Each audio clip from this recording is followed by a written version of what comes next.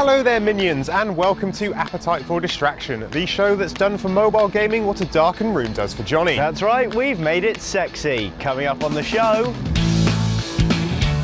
3 of the hottest apps for Android and iOS, featuring epic gore, horny robots and blatant rip-offs. Plus we take you on a tour of UsTwo, an achingly cool indie developer based in London's hipster capital, Shoreditch. Didn't you go to Shoreditch once? Yeah, but they sent me home because my jeans weren't tight enough. Oh, how about some apps to cheer you up? Yeah. Yes, Android users, we know you're out there, angry at our supposed lack of love for you. Never fear, we do love you. But if you still need to vent that anger, try Falling Fred, a game that lets you hurl a person down a tube full of spikes and obstacles, all without risking jail time and possible sodomy. You control your character using the phone or tablet's tilt functionality to avoid obstacles, or if you're in it just for the gore, to move directly into deadly spikes. Your character can only take a certain amount of physical trauma and serious head injury, so the longer you can go without hitting too many objects, the longer he survives and the higher your score. It's all very silly, very bloody, and a lot of fun. Back on iOS, there's Roboto, a cute platformer that stars a horny robot who stalks a female robot in the hopes of indulging in some hot mechanised lovemaking, or at least that's the impression we got. Scary imagery aside, Roboto is a lot of fun and easy to pick up and play. You control the titular character using a virtual D-pad and buttons which allow you to jump and shoot. In true platformer style, there are lots of items to collect, such as nuts and cogs. You can stomp on enemies' heads to destroy them, and there are reverse gravity areas to add some challenge. And it's pretty too, so why not grab it on the App Store now? Finally, there's UsTwo, a rhythm game that bears more than a striking resemblance to the DS game Elite Beat Agent, in gameplay at least, if not in style. You tap along to pumping techno, paying close attention to shrinking rings that let you know when to hit a circle. Special circles have you dragging, holding, and spinning your fingers frantically over the display, and thanks to the joys of multi-touch, UsTwo is even more challenging than its DS inspiration. Though the app is free, if you want more than 2 tracks, you'll have to fork over some of your hard-earned cash.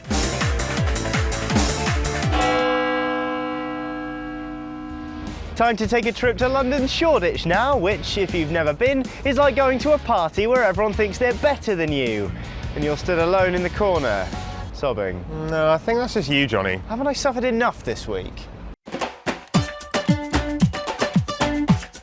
Mention the term indie developer to a gamer and they'll likely think of small 2-man teams, working in their shed or bedroom to create the next iOS masterpiece. Of course, there are bigger indie developers too, much like UsTwo. Based in London Shoreditch, home to many media, art and music types, the studio is one of the most achingly hip, cool and crazy places we've ever visited. At the heart of it all is Mills, the self-titled chief wonker of UsTwo's app factory that's currently branching out from their primary work on client interface design to work on their first game for iOS called Whale Trail. Yeah, so UsTwo's been going for 6 years now, started by 2 of us, me and my best mate, hence the name UsTwo. And it kind of started out of just a love for product interface, simple as that, creating the interface that allows people to get to a game or get to a TV channel or get to a destination like a sat-nav, for example. But the last 2 years, personally speaking, I'm more about moving away from working directly for the clients and being the chief wonker of the studio, getting out there and actually building a name for ourselves, like getting out into the community, getting out into the industry and making waves, kind of prepping ourselves for this big release, Whale Trail. I don't think there are actually that many studios like us in the terms of like we reinvest so much of money, we're privately owned, we don't have any backers, we don't have to listen to anybody but ourselves. With no one to answer to, the studio itself is a mixture of the cool, eccentric and bizarre, all geared towards sparking creativity in the 90+ team. Where else but Shoreditch would you find people riding around on shop mobility scooters? This is our mascot. Content with attitude, that's what we do.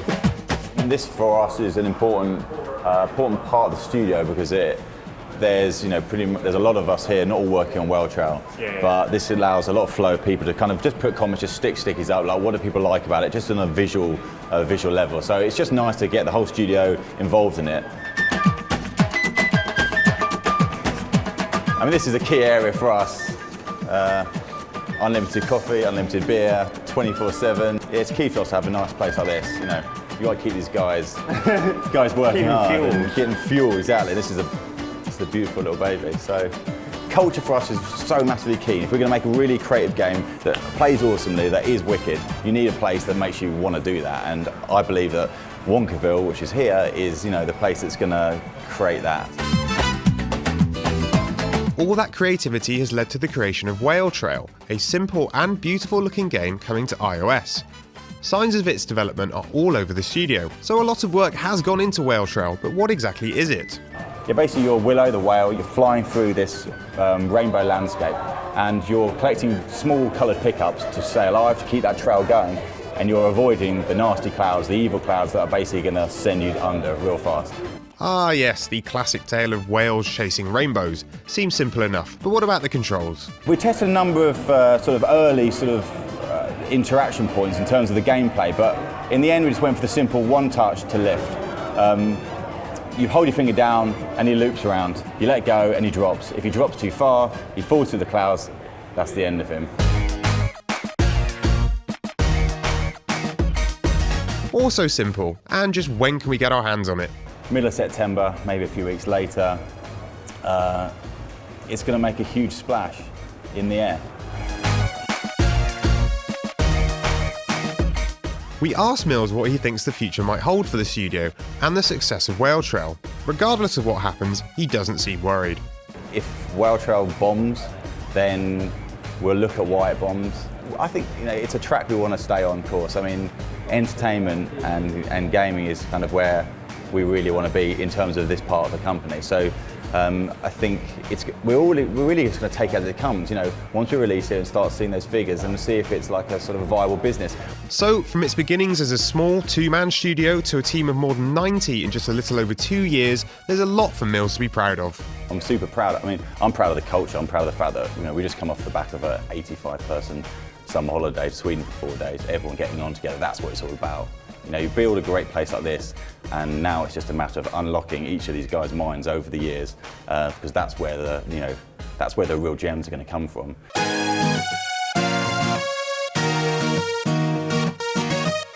It's going to make a huge splash in the air.